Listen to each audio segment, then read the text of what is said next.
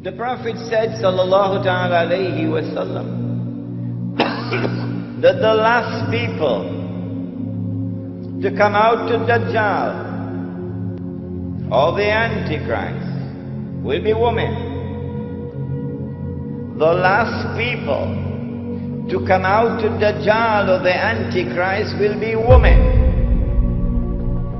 And a man would have to return to his home and tie down his wife and sister and daughter to protect and preserve them from Dajjal, the Antichrist.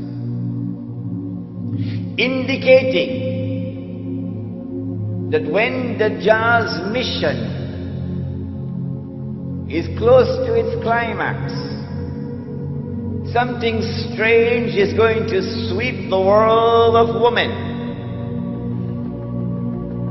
That they are going to be deceived, utterly deceived.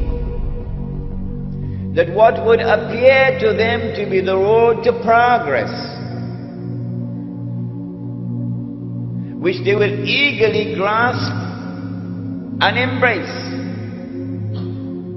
what would appear to them to be a revolution in the world of women, the likes of which mankind never witnessed before, would in fact be Dajjal's deception. I believe you will share with me the view that the prophecy of the blessed Prophet Muhammad alayhi salatu wasalam is today being unfolded in the modern feminist revolution and its so-called struggle for women's liberation. But that civilization also gave us women who are dressed and yet naked. All through history, women were always covered. But now, they are dressed and yet naked. It started with the taking off of the head covering. Oh, now I'm free. I'm free from this bondage, the covering of the head. Okay, let's see where you're going. What they call a baby. Baby. And then the arm is become bare. Oh, you're making progress. And then the skirt starts coming up and reaches up to the knee. Oh, you're making progress and you're proud of your new freedom. And then she starts to become even more provocative in her dress. Allah has created her beautiful for men. And as she takes off her clothing, the provocation for men increases. Is this happening by accident? It starts over there, and then like a virus it spreads to the rest of the world.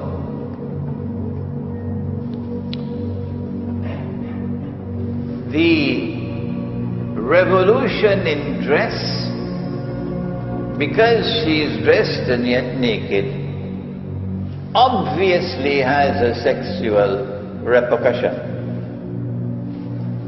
And it leads to a sexual revolution,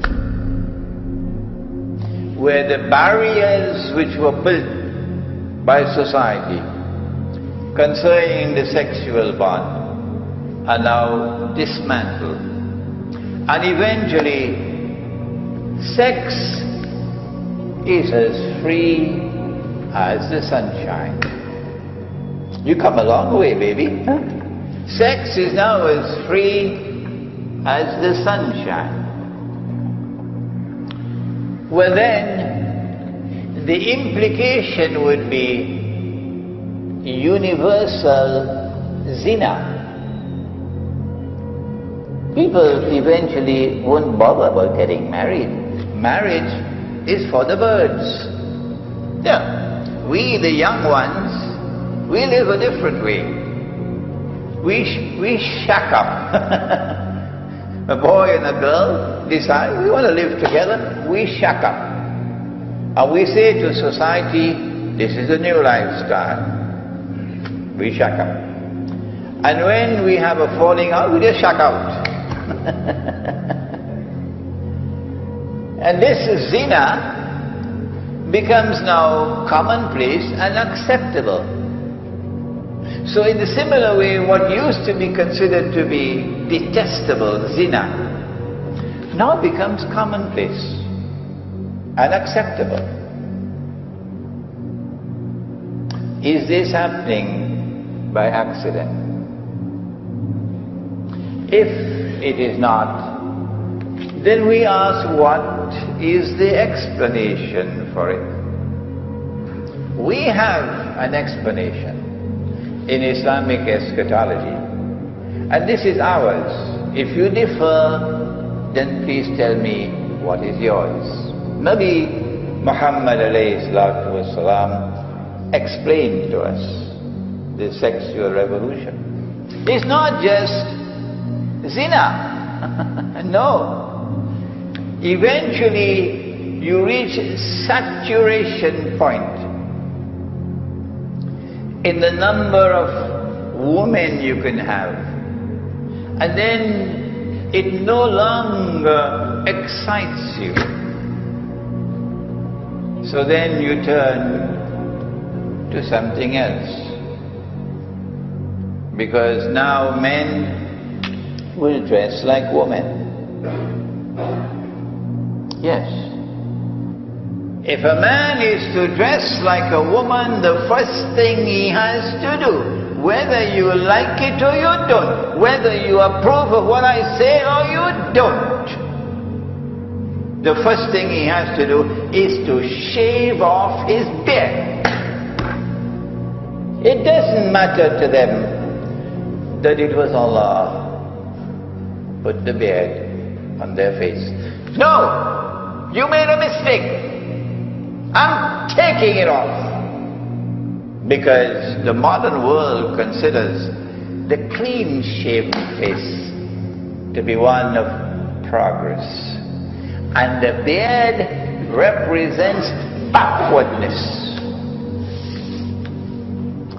So the first step on the road, if men are to dress like women, is to shave off the beard. Why would a man want to dress like a woman? Answer: so that he can attract another man. And so the sexual revolution eventually must spawn homosexuality and lesbianism. Inevitable. And that is already occurring in the world today. But that's not all. Eventually, you have to search beyond homosexuality and lesbianism to get your high. Nothing else is working now, and I'm in search of that high, to become high.